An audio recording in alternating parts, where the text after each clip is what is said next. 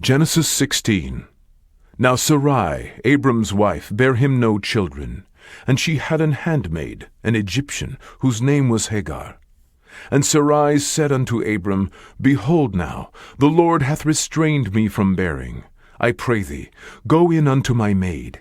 It may be that I may obtain children by her. And Abram hearkened to the voice of Sarai.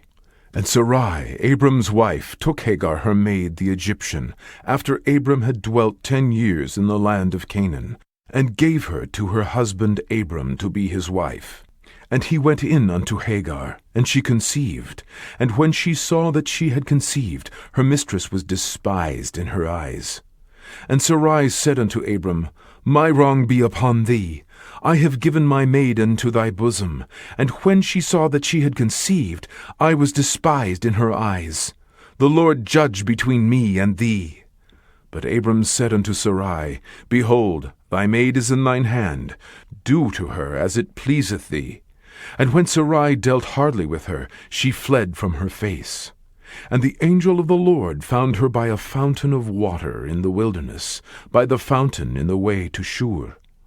And he said, Hagar, Sarai's maid, whence camest thou? And whither wilt thou go?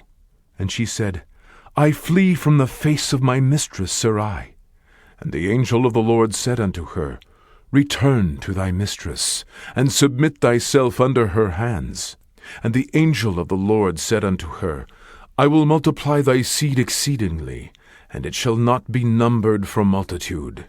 And the angel of the Lord said unto her, Behold, thou art with child, and shalt bear a son, and shalt call his name Ishmael, because the Lord hath heard thy affliction. And he will be a wild man, his hand will be against every man, and every man's hand against him, and he shall dwell in the presence of all his brethren. And she called the name of the Lord that spake unto her, Thou God seest me. For she said, Have I also here looked after him that seeth me? Wherefore the well was called Be'er Lahairoi. Behold, it is between Kadesh and Bered.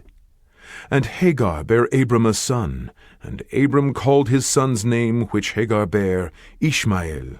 And Abram was 86 years old, when Hagar bare Ishmael to Abram. Genesis 17.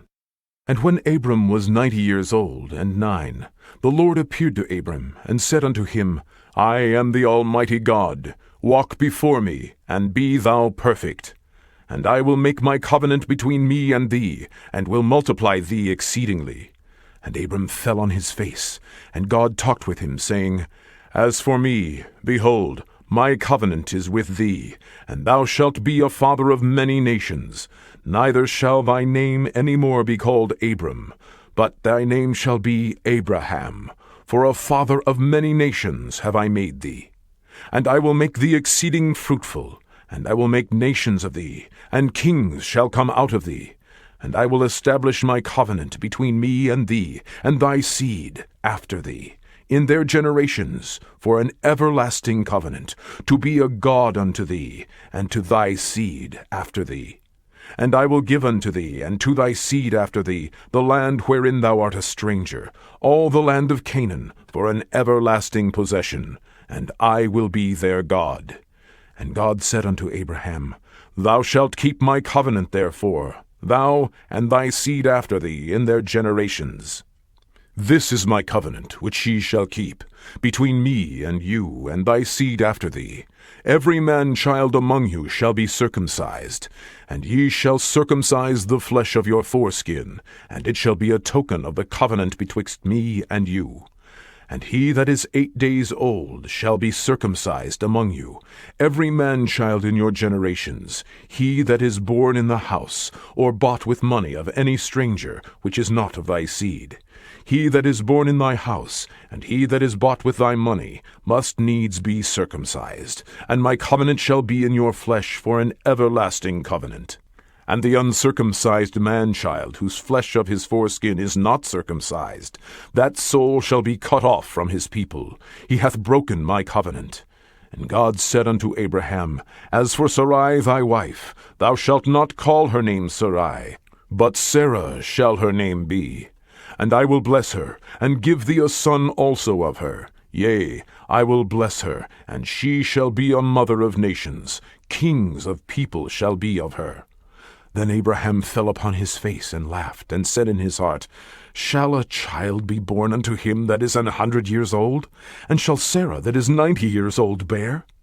And Abraham said unto God, O that Ishmael might live before thee! And God said, Sarah thy wife shall bear thee a son indeed, and thou shalt call his name Isaac, and I will establish my covenant with him for an everlasting covenant, and with his seed after him. And as for Ishmael, I have heard thee. Behold, I have blessed him, and will make him fruitful, and will multiply him exceedingly. 12 princes shall he beget, and I will make him a great nation. But my covenant will I establish with Isaac, which Sarah shall bear unto thee at this set time in the next year. And he left off talking with him, and God went up from Abraham. And Abraham took Ishmael his son, and all that were born in his house, and all that were bought with his money, every male among the men of Abraham's house, and circumcised the flesh of their foreskin in the selfsame day, as God had said unto him. And Abraham was 90 years old and 9, when he was circumcised in the flesh of his foreskin. And Ishmael his son was 13 years old, when he was circumcised in the flesh of his foreskin. In the selfsame day was Abraham circumcised, and Ishmael his son, and all the men of his house, born in the house, and bought with money of the stranger, were circumcised with him. Ye have heard that it was said by them of old time, Thou shalt not commit adultery. But I say unto you, that whosoever looketh at a woman in lust after her, hath committed adultery with her already in his heart. And if thy right eye offend thee, pluck it out, and cast it from thee. For it is profitable for thee that one of thy members should perish, and not that thy whole body should be cast into hell. And if thy right hand offend thee, cut it off, and cast it from thee. For it is profitable for thee that one of thy members should perish, and not that thy whole body should be cast into hell. It hath been said, Whosoever shall put away his wife, let him give her a writing of divorcement. But I say unto you, that whosoever shall put away his wife, saving for the cause of fornication, causeth her to commit adultery. And whosoever shall marry her that is divorced, committeth adultery.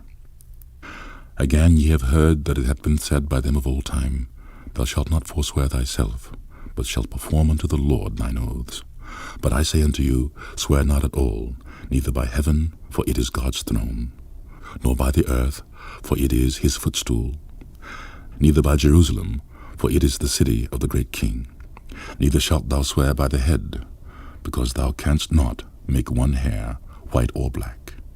But let your communication be yea, yea, nay, nay. For whatsoever is more than these cometh of evil. Ye have heard that it hath been said, An eye for an eye, a tooth for a tooth.